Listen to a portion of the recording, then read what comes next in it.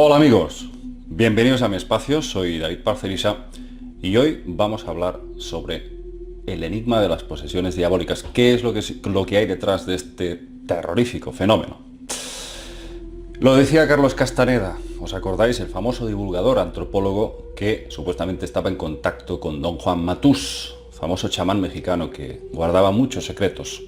Él nos decía que los predadores reptil son los amos del mundo, los que poseen y se alimentan de los humanos. Y también nos decía Carlos Castaneda que habíamos heredado la mente de estos seres. Por eso era muy difícil salir de esta Matrix. Hace ya mucho tiempo que sostengo la teoría de que detrás de los casos más terribles de posesión diabólica, hay algo más que demonios, entendido como tal. Entendido como seres sin una forma definida.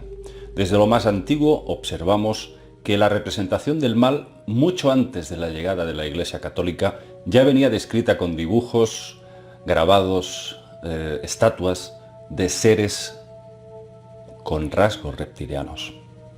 Pero realmente no solo el mal era representado así, también deidades asociadas al bien, o sea, seres benefactores, también estaban representados como reptiles.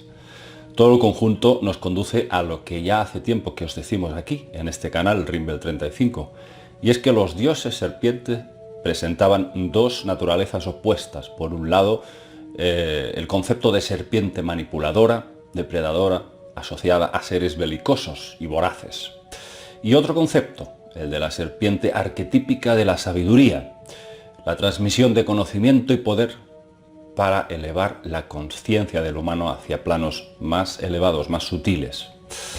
¿Cómo diferenciar todo eso, amigos? Bueno, por sus hechos los conoceréis, como dice el dicho.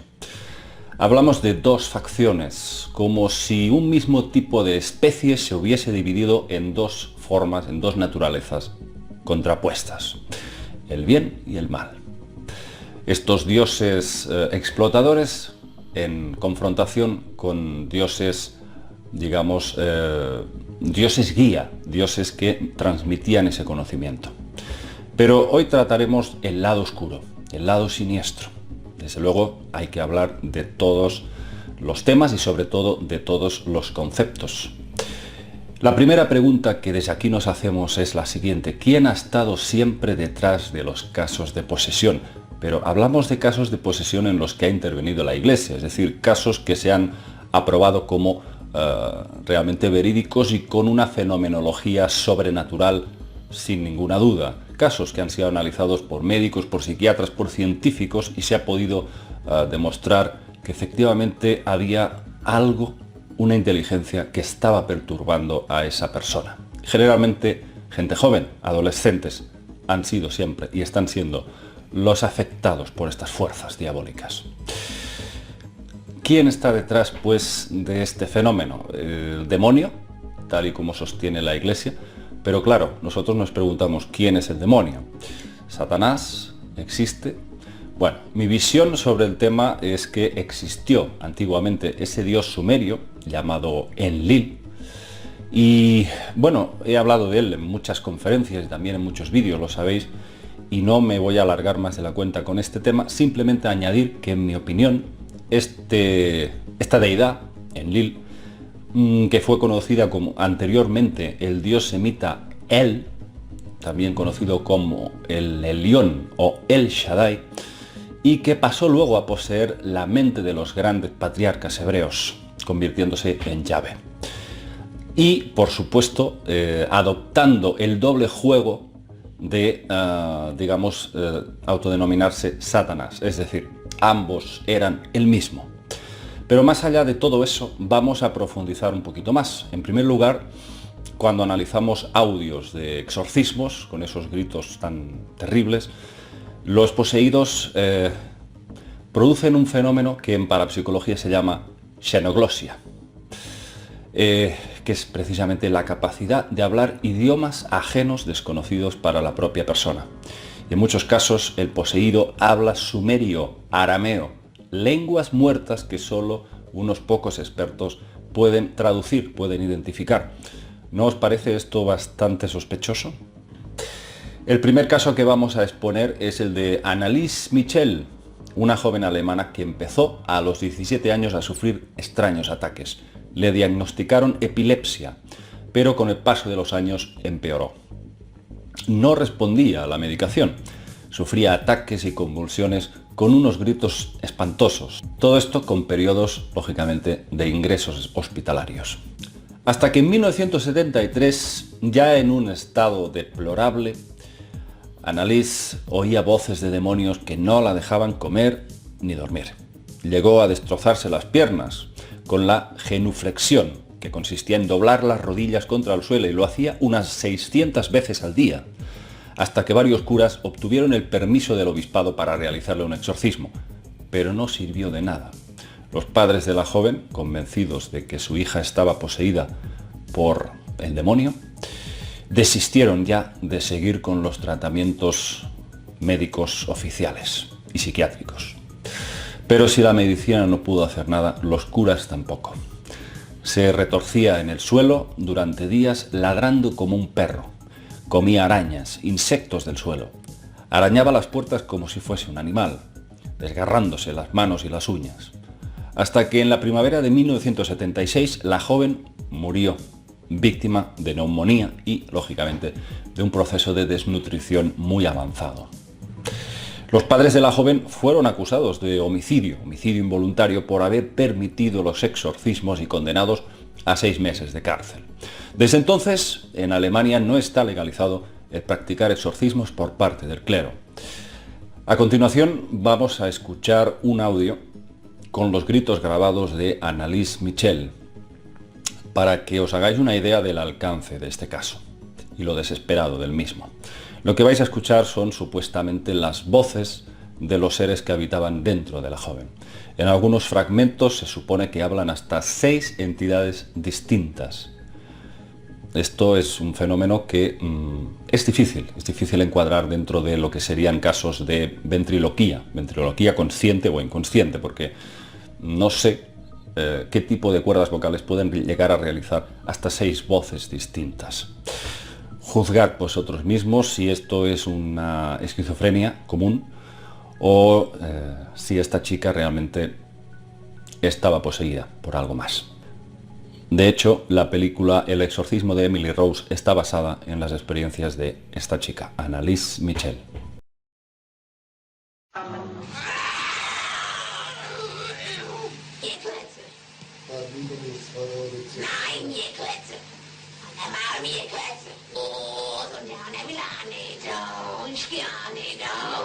Sind wir schon 3? Was ist so das Schwein?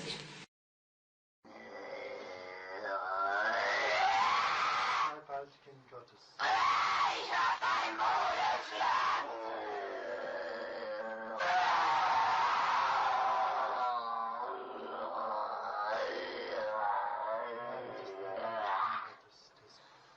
Namen des Vaters.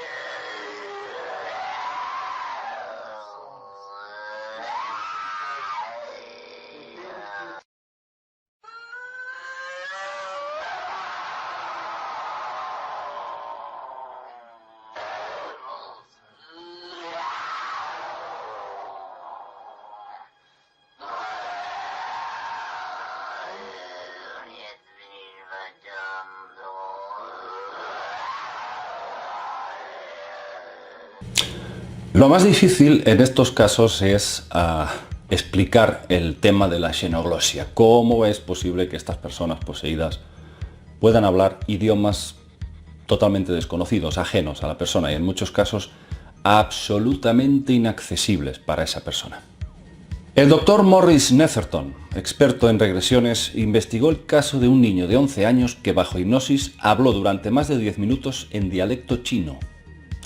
Ese audio grabado fue entregado al Departamento de Estudios Orientales de la Universidad de California. El resultado fue que el niño había recitado un verso proveniente de una religión prohibida y extinta de la antigua China. Otro caso bien conocido, ocurrido en 1977. Los médicos de una prisión estatal de Ohio notifican el caso de un preso llamado Billy Mulligan, quien de repente parece estar poseído por dos entes con personalidades diferentes. Uno decía ser un tal Abdul y era capaz de hablar y escribir en perfecto árabe. El otro se presentaba como Rujen y hablaba en perfecto serbo-croata. Nadie fue capaz de explicar cómo ese hombre podía hacer eso de la noche a la mañana. Hay muchísimos casos de personas que hablaban en lenguas muertas, casos de posesiones en arameo, en sumerio antiguo. Aquí lo interesante es que en casos graves de posesión diabólica, la persona da muestras de una naturaleza no humana, sino sobrehumana. Los poseídos no permiten que les corten las uñas y hieren a sus familiares. Rasgan paredes y puertas como si tuviesen zarpas y incluso observamos casos clásicos de posesión donde muerden y desgarran como fieras. Pero más allá de esa actitud agresiva, el poseído experimenta un trastorno psicomotriz extremo. Pueden llegar a permanecer horas y horas agazapados en una posición totalmente catatónica, es decir, una posición rígida, letárgica, durante horas, sin llegar siquiera a pestañear.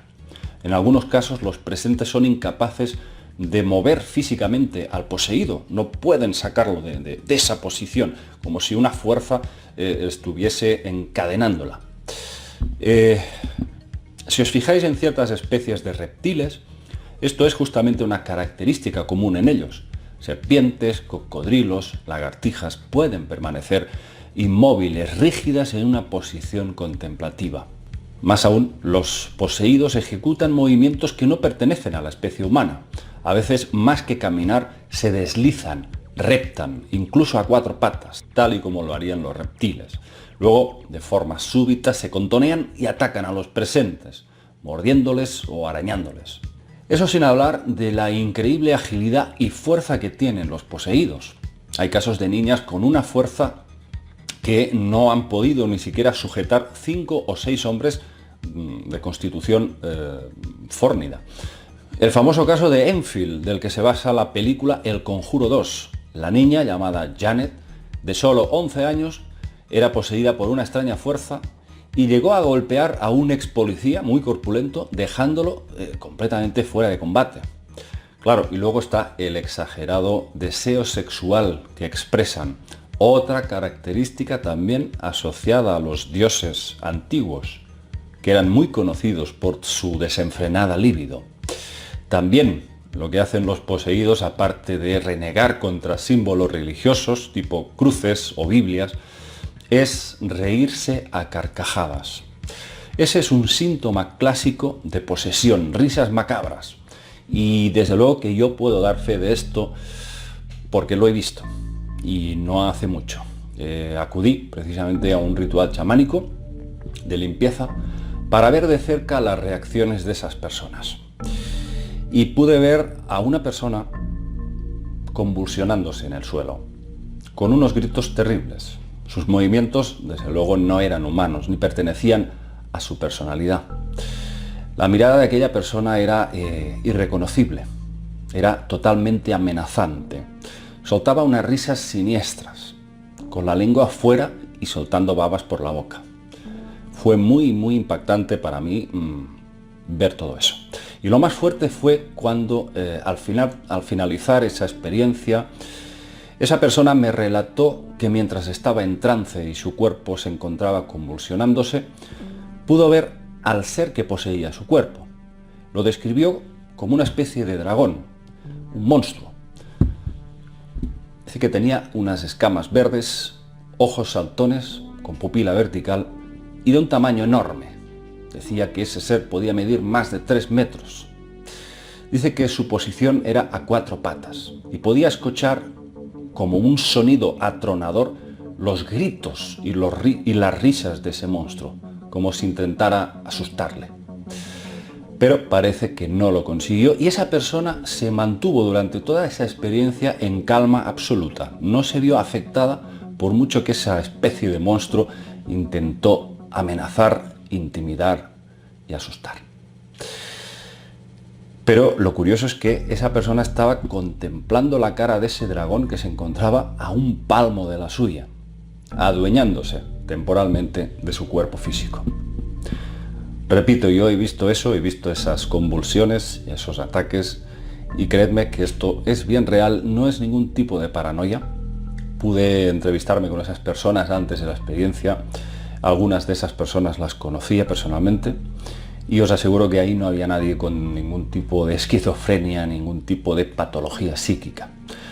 Simplemente fue un fenómeno espontáneo que se manifestó con mucha furia en ese momento y que afortunadamente terminó bien. Pero estas cosas, amigos, existen, estas fuerzas existen y desde luego no deberíamos permanecer impasibles ante este tipo de fenomenología. Lo que deberíamos es precisamente estar al tanto, informados y de alguna forma generar esa vibración de la que siempre os hablo, la vibración de intentar siempre mantener un equilibrio con nuestro entorno a nivel psicológico, a nivel físico, tener una vida sana, rodearnos de personas, sobre todo, muy importante, personas sanas también, personas equilibradas y vibrar en armonía, vibrar en amor.